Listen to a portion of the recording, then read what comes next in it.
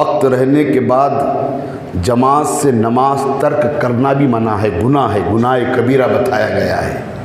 ہم تو گناہ کبیرہ کو کچھ سمجھتے تھے، گناہ ہے کبیرہ صغیرہ، کبیرہ صغیرہ یاد کر لیا ہم نے، مگر ہے کیا گناہ؟ یہ تو کبیرہ گناہ کتنا بڑا گناہ ہوتا ہے، نماز کا جان بوجھ کے ترک کر دینا کتنا بڑا گناہ ہے۔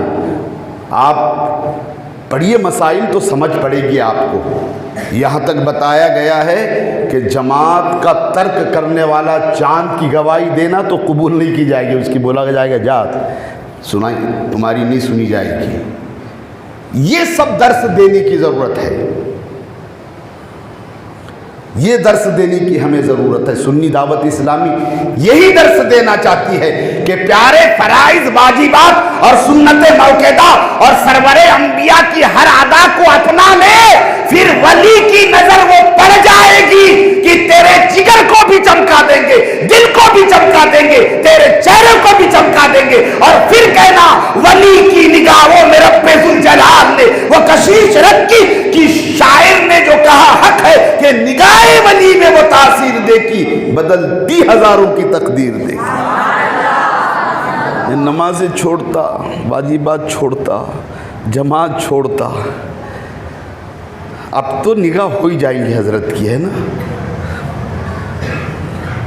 غوث اعظم نے کہا رضی اللہ تعالیٰ عنہ نے کہ بے نمازی کی گھر میں اگر نگاہ پڑ جائے تو گھر کی برکتیں ختم ہو جاتی ہیں۔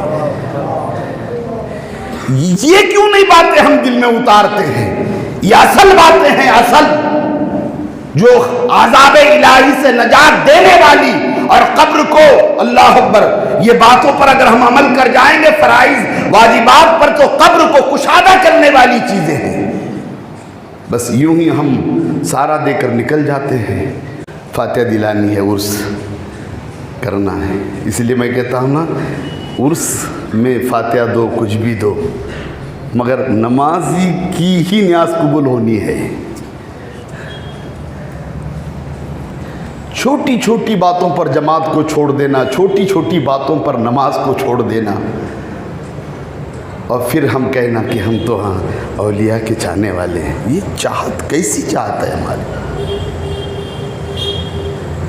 گھر کو آگ لگ جانے پہ وہ نفل بندگی چھوڑنے کو تیار نہیں، اور تم عیش آرام اور چین اور سکون کے لیے نماز فرض چھوڑ کے زندگی گزار رہے ہو، پریشانی نہیں آئے گی؟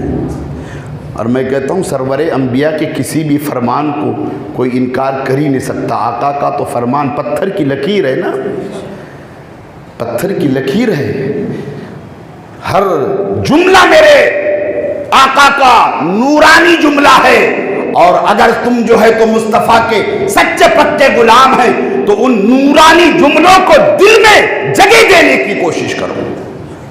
مصطفیٰ کریم نے تو فرمایا ہے، آقا فرمایا بے نمازی کا کوئی بھی عمل اللہ قبول ہی نہیں کرتا ہے۔ اس طرف توجہ دینا ہمارے لیے بہت، قبول ہی نہیں کرتا، کچھ بھی کرے وہ پھر۔ مگر یہ بات کہاں کہتے ہیں ہم لوگ؟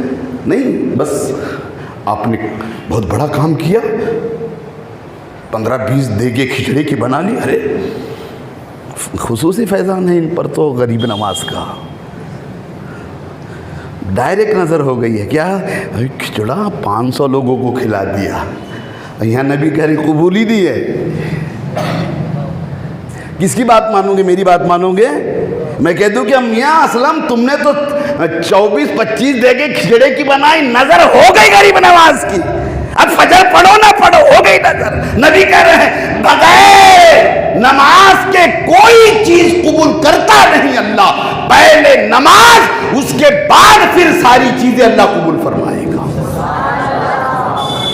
اصل تو یہ ہے نا، پیغام اصل تو یہ ہے، کربلا کا پیغام یہی ہے، بدر کا پیغام یہی ہے، احد کا پیغام یہی ہے، جتنی جنگیں ہوئی ہے اسی لیے ہوئی ہے، اور وہ چیز کوئی ہم بھلا بیٹھے ہیں، اور پھر ہم کہتے ہیں نہیں نہیں نظر ہو گئی، فیض ہو گیا۔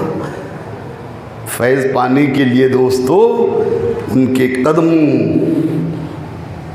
کو تھامنا ہوگا اور ان کے زندگی کو پڑھنا ہوگا، پھر دیکھیے پھر کیسا فیض ہوتا ہے۔